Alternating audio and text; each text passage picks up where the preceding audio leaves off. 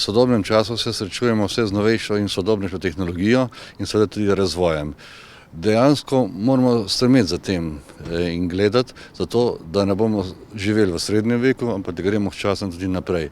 Težko je včasih razumeti vso sodobno tehnologijo, vendar pa, če jo enkrat razumeš, potem ti je veliko lažje. Lažje vsem, ki v tem okolju živimo in pa seveda tudi vsem tistim, katerim bomo prinesli informacijo.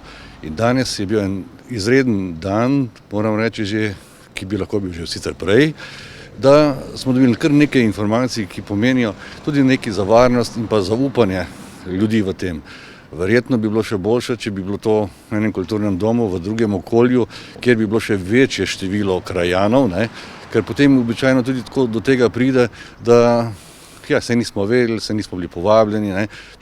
Mogoče tudi javnost bilo malo manj ali pa premalo obveščena, ampak kakorkoli, kdo želi, kdo spremlja neke stvari, bi se lahko udeležil.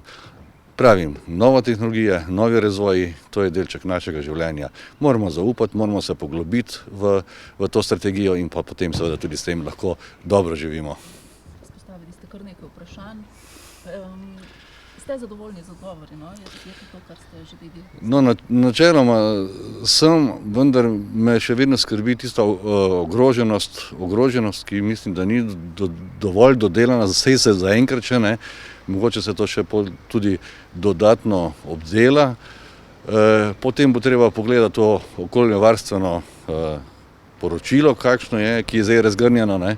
Pa seveda to alarmiranje me malo moti, da gre to po nekih korakih znotraj podjetja, pa potem pa preko številke zaščite in reševanja, ker lahko to zelo dolgo traja.